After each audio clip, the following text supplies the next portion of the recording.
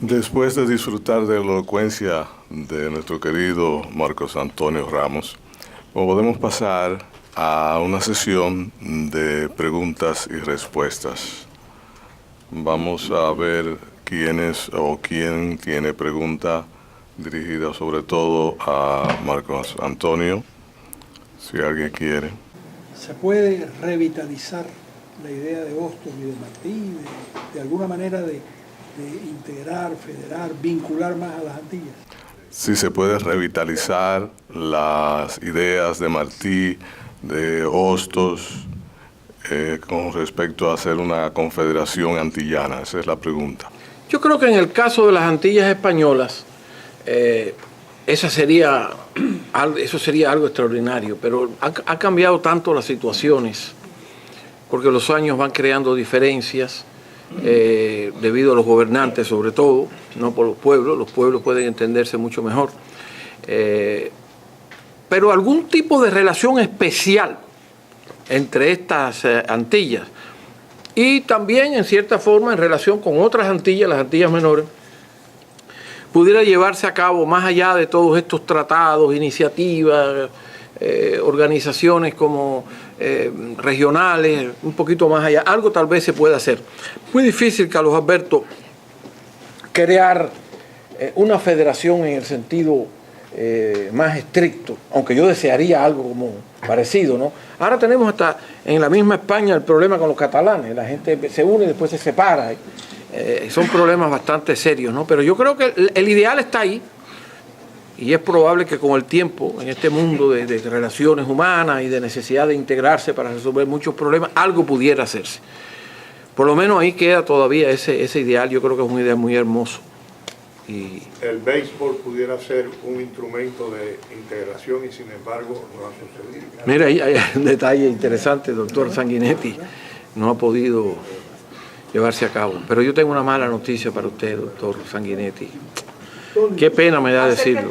Qué pena me da decirlo, doctor. Yo soy el único cubano que no sé jugar a la pelota, imagínense.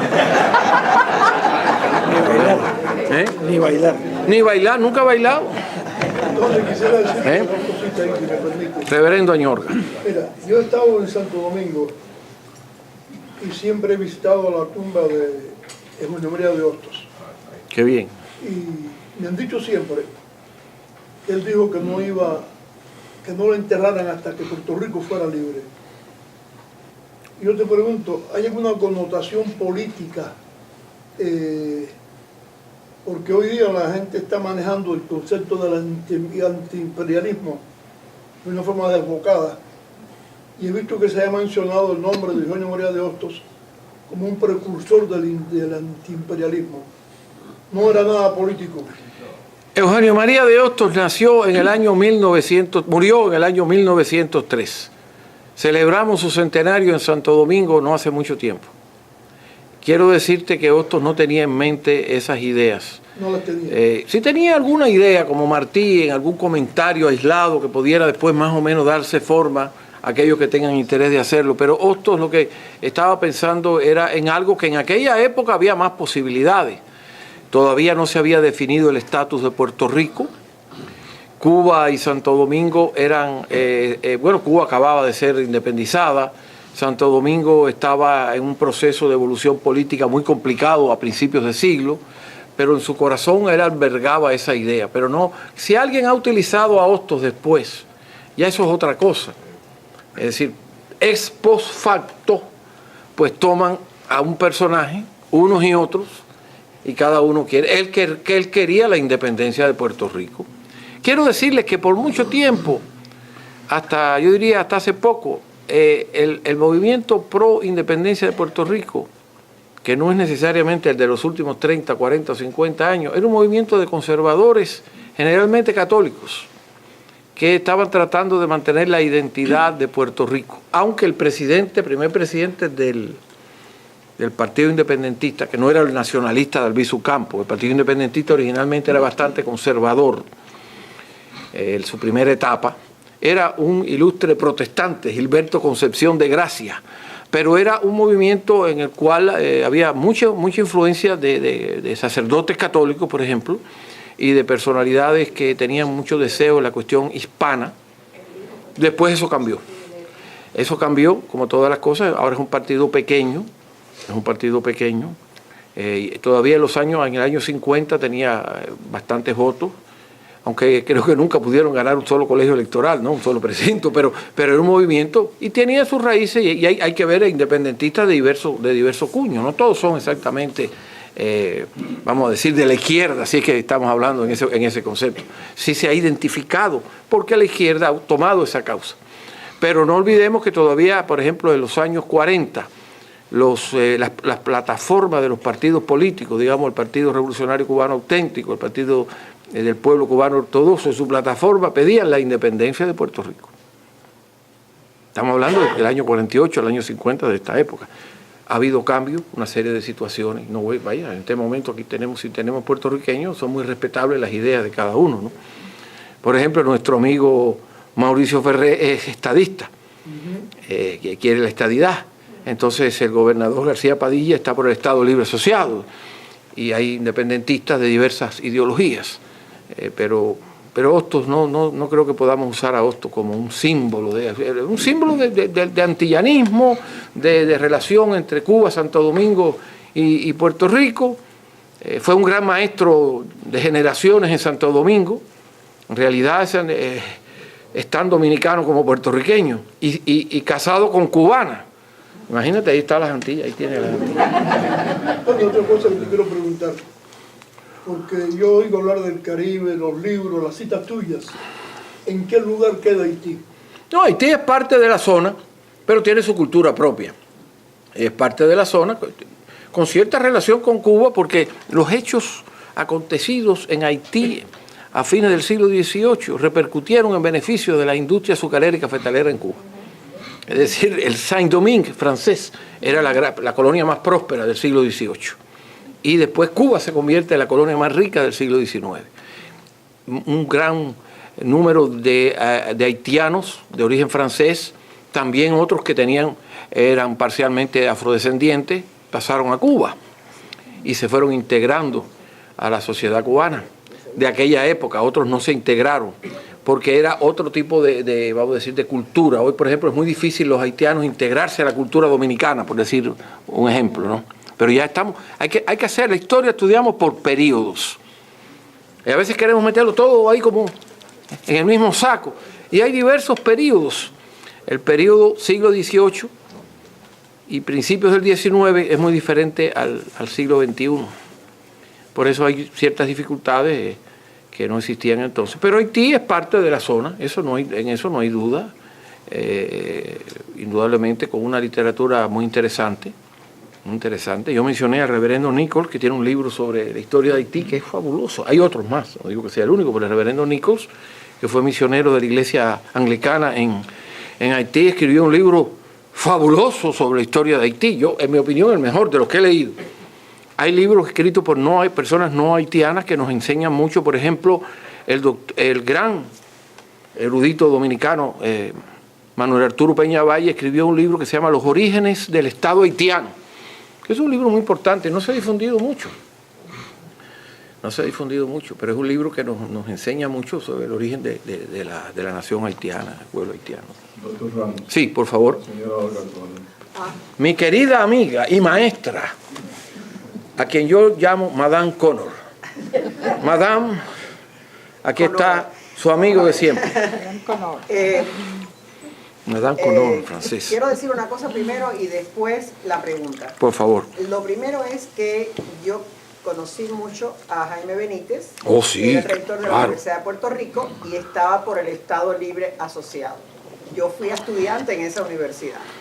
Entonces él fue a Filadelfia y en la Universidad de Temple le hicieron un doctorado honoris causa y allí le preguntaron lo típico, porque los americanos, los periodistas sabían la actitud de los puertorriqueños, etc. Y él les dijo que lo mejor era que todo el mundo estuviera igual en ese tipo de relación, que era Commonwealth, ¿no? Es decir, el Commonwealth, que es el Estado Libre Asociado. Ahora la pregunta tiene que ver con un libro de Rafael Rojas que habla de las intenciones que tenía México acerca del Caribe. Y me gustaría que pusieras un poco sobre ese tema porque México quiso ser imperialista con Cuba y con el Caribe. José Luciano Franco, un historiador cubano de la raza de color, que es uno de los grandes estudiosos de Maceo, por ejemplo, escribió sobre ese mismo tema hace mucho tiempo. Rojas, con más recursos disponibles de investigación y viviendo en México, correcto, y teniendo relación nada más y nada menos que con el Colegio de México, fundado por españoles que salieron después de la Guerra Civil. En un momento dado era la mejor casa de estudios de historia de todo el continente hispanoamericano. Bueno, pues Rafael Rojas plantea eso. Era que hubo un momento en el cual, pero había cubanos detrás de eso también. Es decir, hay un momento en la historia de la lucha por la independencia en que había más separatismo que independentismo. Por eso algunos cubanos decían, no eran anexionistas, bueno, porque querían separarse de España, pero querían unirse a los Estados Unidos, porque los estados en aquella época eran totalmente autónomos, no es lo mismo de ahora. Es decir, hasta antes de la Guerra Civil, cada estado era casi un país aparte. Y dijeron, bueno, pues nosotros podemos entrar ahí. También los dominicanos, cuando la primera independencia, la de don José Núñez de Cáceres, en 1821, un personaje que merece aún más atención y respeto que el que se le ha dado, él intentó unirse a la Gran Colombia, compuesta entonces por Ecuador, Venezuela y Colombia, porque era la única manera de ser independientes hasta cierto punto, independientes en el sentido de ser una parte en igualdad de condiciones con Gran Colombia para no entrar en ser dominados por Haití. Entonces, muchos cubanos que eran separatistas, no la mayoría de los cubanos en esa época, porque vamos a decir, estamos hablando de los años 1820 o los 1830, la mayoría de los cubanos estaban a favor de quedarse con España. Entre otras razones, porque los que salían de los países que se habían independizado, muchos de ellos iban a vivir en Cuba, porque eran favorables a España. Esa es una realidad. Es una realidad, ¿no? Pero había cubanos que querían el separatismo y algunos de ellos decían, bueno, pues nos unimos con México, somos un estado mexicano, pero ahí tenemos el Golfo de Yucatán, nos separa y todo eso, estamos aquí, tenemos nuestro propio gobierno. Pero sí, era la época de López de Santa Anna, por ejemplo, que ya empezaba, después de Iturbide, empieza a tomar fuerza allí y se pensó, hay algo de imperio en eso, pero también hay algo de separatismo de parte de algunos cubanos. Ese libro de Rojas es un libro muy bien escrito. Por supuesto, como todo libro, no es definitivo. No hay ningún libro definitivo, con excepción de lo que ha escrito Carlos Alberto, porque si no, no manda mis artículos a hacer. Es un problema muy grande. Son los únicos definitivos. ¿Alguien más que tenga una pregunta? O si quieren hacer un comentario. Pues muchas gracias. Sí, por favor, doctor. Una pregunta sofomórica, como dirían en inglés. ¿Qué opinión tú tienes del libro de Hugh Thomas sobre Cuba? Bueno, eso sería, fíjate, eso sería objeto. Voy a tratar de contestarte, mi querido y admirado amigo, doctor Sanguinetti. Mire, yo que soy solamente un pobre, casi campesino, nacido en una modesta calle de Colón, provincia de Matanza, con raíces en Hawái Grande y San José de los Ramos. Déjame decirte, la primera edición del libro de Hugh Thomas está llena de errores. Eso no quiere decir que no haya capítulos magníficos. Es amigo de Carlos Alberto, tengo que tener cuidado con lo que digo. Por favor, Carlos Alberto, no. Hay capítulos magníficos, sobre todo la toma de La Habana por los ingleses, hay mucha documentación, como la que tenía Roy de Leuserrin, aumentó la que ya teníamos disponible, pero fechas, no tanto, pero nombres de personas ubicados en tendencias y en actividades que no eran exactamente las mismas. Dependió de 3 o 4 amigos míos, muy queridos por mí, pero que le formaron un arroz con mango, que no quiero mencionar públicamente de todas esas cosas, y entonces se creyó el cuento. Se creyó el cuento de un libro de los errores. De los errores. Bueno, Ángel Aparicio Laurencio escribió un pequeño libro sobre eso, pero yo le dije, Ángel, te quedaste corto. Le tengo una lista de cosas aquí para que tú las pongas ahí.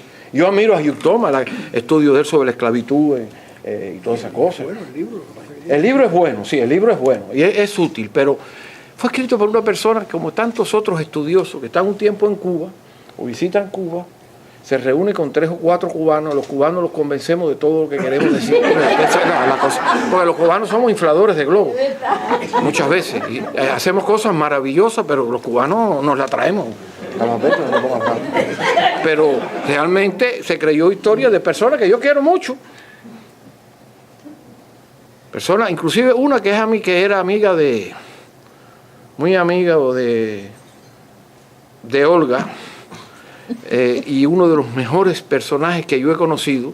¿A quién era? Sí, él era presbiteriano, déjame decirte.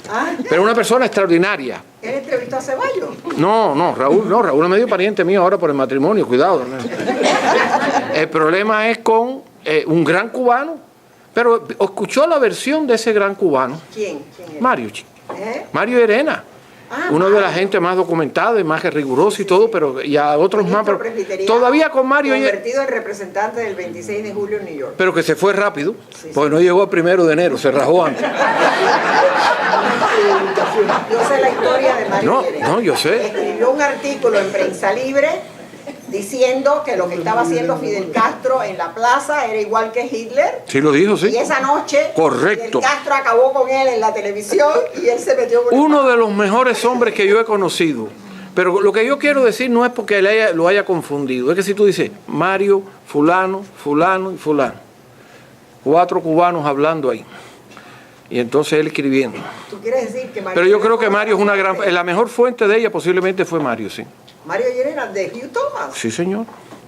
Por eso fue que Hugh Thomas menciona la relación de Estrada Palma con los cuáqueros, que eso lo conocía Mario. Mi gran amigo Mario, mi admirado Mario. Los cuáqueros son los que estaban en Bane. Sí, pero el colegio Central Valley era un colegio cuáquero.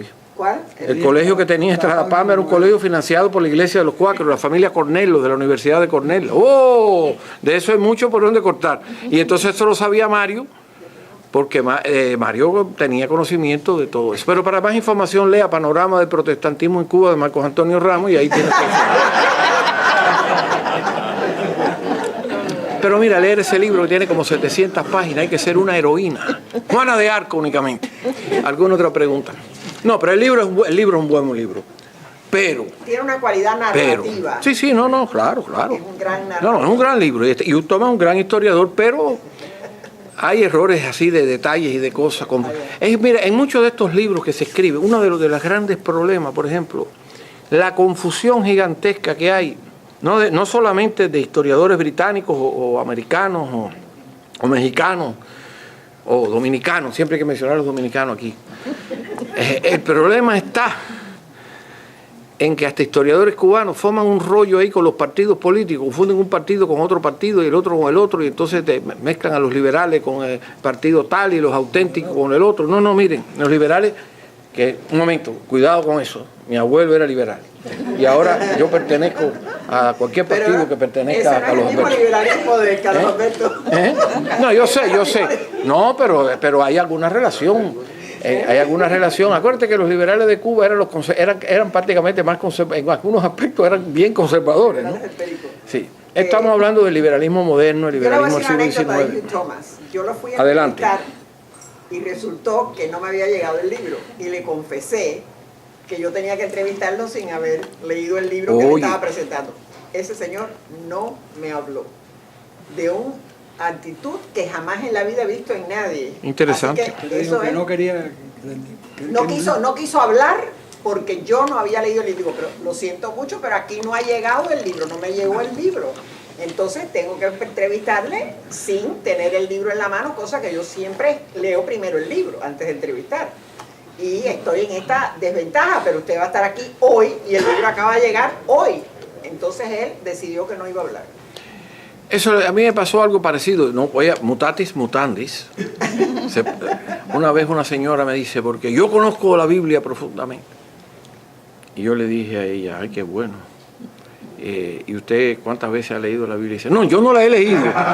Pero creo que el catecismo vio que decía algo citaba la Biblia, una historia sagrada. A través de Charlton Heston. Bueno, porque para muchas personas el Moisés de la Biblia es Charlton Heston, de la película Los 10 Mandamientos.